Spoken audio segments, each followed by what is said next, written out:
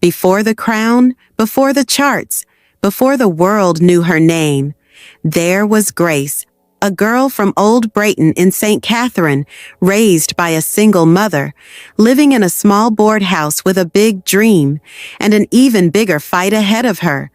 They told her she was too raw, too dark, too loud. But she wasn't just making music. She was declaring war on a system that never wanted her to win. Blacklisted, banned, betrayed. Spice didn't just rise. She fought for her space, for her sound, for her truth. And today, she wears the crown not because it was given to her, but because she took it. Born as Grace LaToya Hamilton on August 6, 1982, Spice didn't grow up in the spotlight. She grew up in Old Brayton, Portmore, a place filled with spirit, struggle, and survival. Her father passed when she was just 9 years old, leaving her mother to raise her and her siblings alone. Music was an escape. The local dance hall sessions, that was her stage. She would watch, study, and mimic, not knowing she'd one day be the headliner. Despite the hardships, Grace was smart. She got a scholarship to St. Catherine High, then later attended Edna Manley College of the Visual and Performing Arts. But she didn't stay. Why? Because Grace wasn't meant to study art. She was meant to live it. Spice's real rise began in 2000 when she started performing at stage shows across Jamaica. One of her big early breaks came at Sting, the toughest stage in dancehall.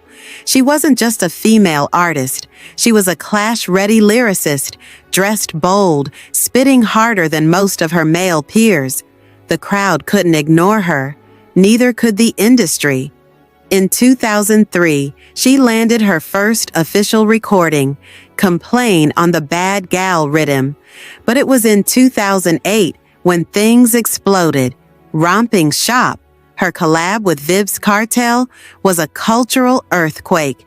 It was raw, raunchy, and completely unapologetic. The song was banned on many Jamaican stations. Critics said it was too explicit, but what they didn't realize was that Romping Shop was making history. It climbed the Billboard Hot R&B Hip Hop Songs chart. It dominated clubs from Kingston to New York, and it made Spice a household name overnight. But with success came backlash. She was labeled too slack, a bad influence, X-rated. And while Kartel was praised for being edgy, Spice was shamed for being bold. That double standard would follow her for years. After Romping Shop, Spice should have been booked solid. Instead, she found herself blacklisted by promoters and media gatekeepers. She spoke too loud, she dressed too bold, and most dangerous of all, she refused to be controlled. Behind the scenes, whispers turned into sabotage. She was told to tone it down. She was told to lighten up, literally. And in 2018, she responded in the loudest way possible. It was 2018, and Spice had been silent for a while. But then, out of nowhere, she posted a photo that nearly broke the internet. Her skin, completely light, bleached, unrecognizable. The world freaked out. Fans were confused. Critics slammed her. People said she sold out, gave in. But what they didn't know was that this was a setup, a statement, a masterclass in media warfare. A few hours later, she dropped her song, Black Hypocrisy, and suddenly everything made sense. I was told I would reach further if the color of my skin was lighter. It wasn't a bleaching stunt. It was a bold exposure of colorism in Jamaica, in dancehall, and in her own life. She went from being accused of changing to becoming a voice for every dark-skinned girl who felt ignored, shamed, or silenced. That move, risky as it was, put Spice in a different lane. No longer just a dancehall queen. Now, she was a cultural voice. In that same year, Spice took another major step. She joined the cast of Love and Hip Hop, Atlanta. At first, people questioned the move, Would she sell out her dancehall roots? But instead of playing the background, Spice took over the screen. She brought dancehall to U.S. prime time, unfiltered and real. Her storylines weren't fake drama. They tackled real issues: colorism, body image, industry betrayal, and her struggles to break through internationally. Millions of Americans saw Grace, not just Spice. The show introduced her to a brand new audience, one that now saw her as both an artist and a woman navigating pain, power, and progress. One thing most people don't realize: Spice built her empire without the major label machine. From her early mixtapes to her 2018 Captured project, she remained independent. Captured wasn't just a music release, it was her response to being held back, shelved, and blackballed. "I felt like a prisoner in this industry," she said, "so I made an album about it." The project topped iTunes Reggae charts immediately. Fans bought it, streamed it, and shared it because it was real, unpolished, emotional, honest. Songs like Romantic Mood, Cool It, and Body Right weren't just hits. They were proof that Spice didn't need gatekeepers to run her lane. In 2021, after over a decade of grinding, Spice released her official debut album, 10. It was executive produced by Shaggy and featured heavyweights like Sean Paul, Nicholas Gregory, and more. And then history happened. 10 was nominated for Best Reggae Album at the 64th Annual Grammy Awards. For a woman who had been rejected, muted, and mocked, this was a full-circle moment. She walked the red carpet, she stood proud, and even though she didn't take home the trophy, she had already won. Because now the world had to say her name, not just Spice the artist, but Spice the icon. In late 2022, Spice went silent. No posts, no shows, no updates. Then the rumors started. Spice is in a coma. Spice suffered a heart attack during surgery. Spice is dead. The internet went into panic.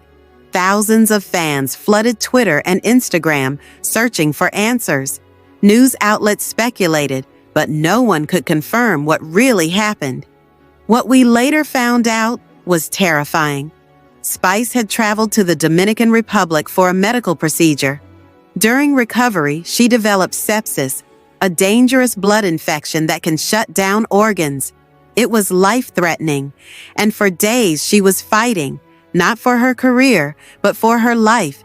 She flatlined, and by her own words, she saw death. "I died. I literally died, but God gave me a second chance." She lost over 30 pounds. She couldn't walk for weeks. She had to relearn how to live before she could even think about performing. But in true Spice fashion, she didn't stay silent. She turned the trauma into power. When Spice returned, she didn't hide her scars. She showed them. Her first major appearance was in 2023, and she walked out in a flowing blue gown, her signature color like a phoenix risen from fire. She didn't just talk about her pain. She turned it into music. "Me new, perfect, but me blessed. Gotta carry me through the test." The message was clear. This wasn't the old Spice. This was a woman reborn.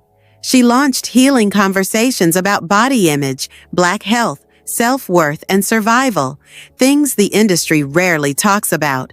And her fans, they embraced her harder than ever. So what makes Spice the Queen of Dancehall? Is it the hits, the style, the stage presence?